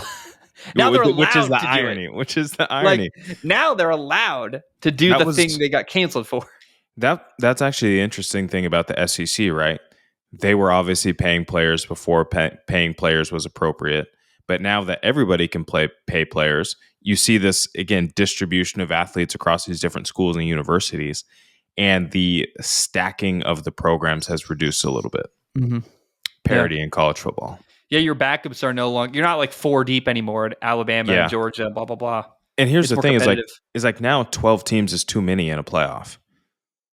Like some of the 10, 11, 12 spot, like I'm not really dying to see any of those teams in there. Like I don't know what let's see the AP ranking right now. Like I know Boise State's good, but like I'm not dying to see Indiana. I'm not dying to see Arizona State is, as great as their story's been this year. South Carolina and Miami sitting at 13 and 14. Like I don't know. It just feels like some of those wins don't matter as much for that 10, 11, 12 spot. Now, the big ones this weekend, Georgia plays Texas in the SEC title game in Atlanta, Georgia. And what's funny about this, Texas is 11-1. Their only loss on the year is to, in fact, Georgia. Mm-hmm. I believe at Georgia it was October. It's a rematch. It's fun. I don't know what's going to happen. I don't know. Do you have any thoughts what's going to happen? I really don't know what to expect from that game. It could go either way, in my opinion. I think Georgia dog walks them. Really? Yeah, I think Georgia comes in there and does it again. Do you think part of that is how does last week affect? Because I remember I watched Georgia beat Georgia Tech in 8 overtimes. Me and Molly's mom were like, "Are you watching? This is crazy." Do you think that? Because I know after a big emotional win, sometimes you come out flat, but also after almost losing to a lesser opponent, maybe you come out even more strong the next week. Like I don't know. What do you make of last week's impact on this game coming up? Yeah, I think that matters more in an NFL season where it gets like a little bit longer. Things are a little bit more physically taxing. But I do think it's a SEC championship and guys come ready for that game. Georgia, I don't know. I just think that they play a different style of ball than what Texas and Sarkisian brings. I don't know. This kind of goes back to what we were talking about with Green Bay a little bit. I honestly just trust Kirby Smart in Georgia more than I do, trusting Steve Sarkisian in Texas. Now, here's the problem. I think personally, though, Georgia has a bit of an issue where they overlook opponents, I think. You've already beat Texas, and I don't know that I really trust Carson Beck. He really struggled. The 2 losses they have, Alabama and Ole Miss, he was pretty bad. Yeah. The first half of that Georgia Tech game was pretty bad. I don't think it's a guarantee Georgia beats Texas personally. I think that it's possible they are a little bit flat. They're overlooking Texas. We already beat this team. And then if Carson Beck has a bad game, which has happened consistently this year, I think Texas could do it. I don't think they're overlooking Texas one bit. I'm not ruling out the fact that Texas could win this football game, but I think that Georgia's going to come in with that same vicious intent to win the football game. Now, the 5 o'clock game, the 2 5 o'clock games are SMU Clemson, which I'm interested in, and then Penn State Oregon. That's a blowout. I can't. I really wanted I wanted Ohio State Indiana personally. I think Penn State is less interesting because their quarterback isn't very good. Personally, I just don't respect their passing game or their ability to throw the football. I think Oregon, if anyone dog walks anyone this weekend, I think Oregon has no problem against Penn State. First time in the Big. Wow, you're going to not agree. First time. I'm nervous. We've never been number 1 this long. I don't know how to act. It's the tough part is you're going to Indiana, you're playing in Lucas Oil, a little bit of a different environment. It's Big Ten championship thing. Things are just going to feel a little bit different for the team. Is Dan Lanning going to have them ready? More than likely, yes. But there's going to be an energy and an intensity that Penn State defense brings. And if you get Dylan Gabriel to turn the ball over, which he's known to do, and especially turn one over in the red zone, that might be all you need to stay in the game and then win it late.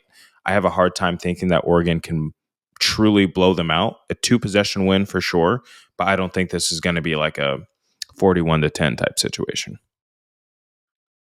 Now, you want to look at the NFL? Yes, I do. So on Thursday Night Football, the Green Bay Packers play at Detroit. And I can't wait for this game. It's, Molly's night off. So, and she's a Lions fan. So dinner, date night, football, great football game. I think it's going to be awesome. What say you? It's going to be an awesome game. Again, this is a game where I was talking about it earlier. The wheels might fall off for the Lions defense, and that's what I'm most curious about. They've done a great job of holding it together. At what point in this season does not just the injuries, but now the lack of depth start to make a difference? But yeah, it's going to be such a great game.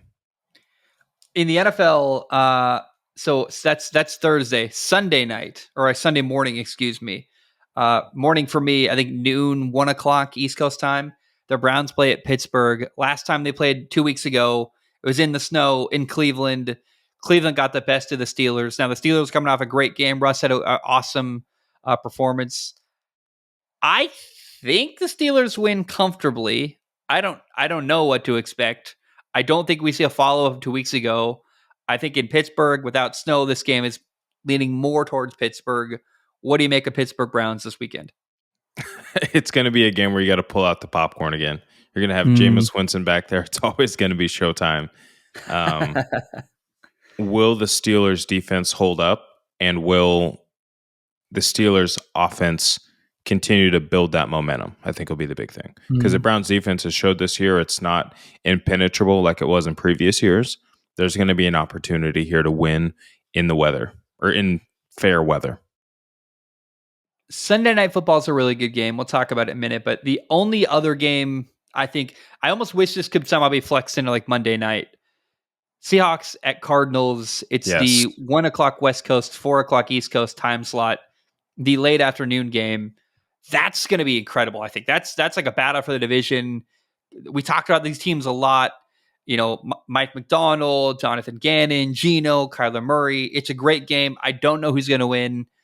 That might be the game to watch, other than we'll talk about Sunday night in a minute. But that's like probably the best Sunday day game, right? I might give that to Bills Rams. I know that the Seahawks Cardinals has more riding on it, right? That's the NFC West division they're playing for right there.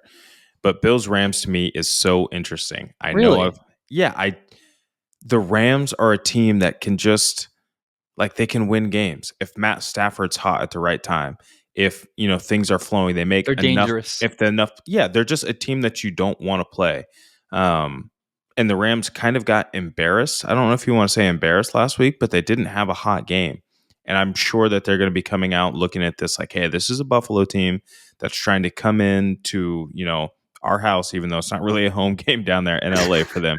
They're traveling to LA. Like, there's a chance for them to not necessarily spoil a season, but to say, hey, like, we're still a legitimate team here and play with some pride.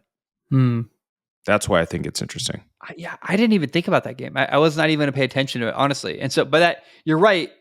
Rams can kind of play spoiler to Buffalo's 10-2 great record. Yeah, they can. Bears 49ers is really interesting. Bears just fired their head coach, which is, I think, anytime you fire the coach, the next game immediately is very interesting. I also think it's kind of maybe it's Kyle Shanahan playing his feature team like that. Because I know in Chicago, I've got friends who live there. Apparently, now that's been the talk all week, is Kyle Shanahan going to Chicago. Funny, after we said it. I don't think they're correlated, but I think Chicago kind of smells blood in the water. We want that guy. So it's a really interesting matchup to me. I think the storyline there, I'll probably watch that game. I'm fascinated by that thought. Chicago 49ers, Brock Purdy, Caleb Williams, that direct comparison. I think Caleb outperforms Brock Purdy in this game, probably. I think you fire Matt Eberflus, you come out really strong the next week. That always happens when you fire someone. The next week's a really good week for that team. What do you say about that game? What do you think? I think it's just going to be fun to watch. It'll probably be raining down here, or raining down in Santa Clara, I should say. It's like an hour away. Yeah. Whatever. It'll be an interesting game. Hopefully the Bears can get the ground game going. They kind of left that in lieu of Caleb Williams starting to use his arm a little bit more. I'd love to see them feature DeAndre Swift and Roschon Johnson a little bit more. And on the flip side, if you're the Niners, they have to get their run game going with Garindo and kind of fill in the pieces from there. Yeah. And then Sunday Night Football, Chargers at Kansas City. It's a massive game. Jim Harbaugh, Andy Reid, Herbert, Mahomes. Chargers got a shot. They're 8-4. Chiefs are 11-1, but vulnerable. I think either team could win this game. It's a great matchup. It's a really good opportunity for the Chargers to gain some respect. What do you make of Sunday Night Football? I think it's awesome, and it's going to be really, really fun. Yeah, you're absolutely right. This is the game for the Chargers to earn respect. They've played some good football this year for the most part. They've won some games. They haven't particularly won against high-level football teams. So this is their chance to say, no, like we're building something serious here. Justin Herbert has a great opportunity to get the ball out on time, on schedule. But the problem is he doesn't have the weapons. And I think that's going to be the biggest difference. Like, who are you going to have Trent McDuffie cover? Yeah. Yeah, and he doesn't Quentin really have Johnston. anyone to cover. Yeah, Quentin Johnson. Like you don't need to cover Quentin Johnson. He's going to drop it. Lad McConkey might be questionable. I'm not sure what the status of his knee injury is. So some things could play into the hand of the defense of the Kansas City Chiefs being probably in the most advantageous position. To me, the Kansas City Chief offense is defense proof. They're going to put up roughly the same amount of points or find a way to score kind of regardless of the team or the week. So as great as the Chargers defense is playing, I don't think they're going to be able to dial up anything special that's going to scare Pat Mahomes. My camera died. I don't know why. I'm back, I think now, but it cycled through a power cycle. I have no idea why. I don't know what happened there. But let's talk about this idea of the Chargers. Here are their wins: Raiders, Carolina, Denver. That's a good win, I guess. But then the Saints, the Browns, the Titans, the Bengals, the Falcons. You notice a theme there. They haven't really beat anyone. And then their 4 losses are Pittsburgh, Kansas City, Arizona, who's better than people realize, and the Ravens. So like they haven't beat anyone of consequence, maybe other than Denver. I will say that both the Bengals and the Falcons, despite their records, like those are good teams. And I know that their records don't indicate that they're good teams, but it's not a walk in the park, I should say, to beat those teams. Yeah. You're beating guys who have established NFL quarterbacks and Joe Burrow and Kirk Cousins. They've got established weapons against Jamar Chase and Bijan Robinson. Like there's some quality to those wins that I don't think is reflected in those records. Yeah, I worry about this receiving room. Josh Palmer, Lad McConkey. Yeah, Quentin Johnston was a problem last time I watched this team in primetime. It's tough. I was really excited for Brendan Rice, but I believe he is on IR. Yeah. I believe that is the problem this year. I would have loved to have seen him this year. And then obviously they lost J.K. Dobbins as well. We didn't even talk about that. So again, things are playing into the hands of Kansas City getting a win. And then, we'll watch it and we'll talk about it because that's our job. But on Monday night next week, it's not a good matchup in my opinion. It's the Bengals and the Cowboys, the 4-8 Bengals, the 5-7 Cowboys. I'll watch it, and I hope I watch Joe Burrow, a player I love, have an incredible game, and that'd be fun to talk about. But I don't care about this game. It's not meaningful. No. It's kind of sad. It's like I'm saying, like, I wish there was a way to flex Seahawks, Arizona into Monday night. You literally can't move the event because that would like mess up everyone's flights and all this stuff. But it's like, I'm so sad about that game. Yeah, it's going to be. I mean, you looked at this at the start of the season, or maybe even last year. This would have been an amazing Monday night game, but unfortunately, both teams are a little down and out this year. I do think that the Bengals win decently handily, just because their offense is so explosive, and the Dallas offense really isn't anything.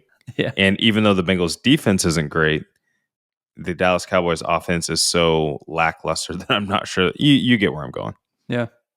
By the way, a couple teams had their final bye week. Denver, Indy, the Patriots, Washington, the Ravens, and Houston all do not play this coming weekend. So the final bye weeks of the NFL season. I would hate to have a bye in week 14. That's so late. But some teams are going to not play this weekend. It'll be the last time that'll happen this year. Yeah, you hate it, but you love it. You hate that you've had to wait that long, but this weekend is going to feel so good. You need a break. It's come. You're right. It's like a welcome. Oh, nice. Yeah. So it's a little final breath before and maybe a team like the Ravens or Denver needs it as they push to the stretch. Yeah, especially a team like the Ravens. They got a few more veteran players on the team. They need that week. the only thing we didn't talk about, and let's end here with this idea. I think it's gonna be next weekend's gonna be awesome. My camera died again. I don't care. It is what it is. You can still hear me. That's all I care about. We haven't talked about the Bears firing Matt Eberflus at all, and I just you and I even privately haven't talked about it, other than we watched Thursday. We watched Thanksgiving and went like, yeah, they got to fire him after what happened with the missed timeout, immediately the failed fourth quarter. 10 seconds after the game, we're like, we got to fire this guy, right? Yeah, and it's seen that too many times. Too many times there's been a mismanagement of the clock, the personnel, the plays, play calling, any sort of situation you can mention in NFL football. Matt Eberflus has found a way to lose those games despite having an advantage. At one point, it looked, guaranteed, okay, field goal to tie. And then right after that, oh my goodness, they're going to score a touchdown and win this thing. And then it's like, oh, they're going to do neither and lose the game. Just can't have that. One of my good friends just got back together with his ex-girlfriend. It's the third time they've dated. And name drop that to me in the text. I'll tell you later. It's one of those things where ahead of time you're like, this is going to be bad. This is not going to be good. And the more I learn about it, the worse it is. And it's like, yeah, I knew this wasn't good. I didn't want it to happen from the beginning. That's how I felt about the Bears going into this year with Matt Eberflus. Like, you got a defensive head coach. You just drafted Caleb Williams. You get Shane Waldron. Like, it was immediately obvious. Like, yeah, you got the right quarterback, but you got the wrong coach. This is not going to work. And I look at my best friend dating someone, like, I hope it works. I don't think it's going to work. And I'll say that publicly. I don't, like, no one will ever, hopefully this doesn't bite me in the ass. I don't care. It's kind of funny, actually. Come at me. Please don't find him. Don't tell him. I said this. But when you see a train wreck coming, it's like, dang it. I don't want this to happen. This is not good. I'm worried about this. And I felt that way about the Bears, where it's like, man, I think they got the wrong coach for this situation.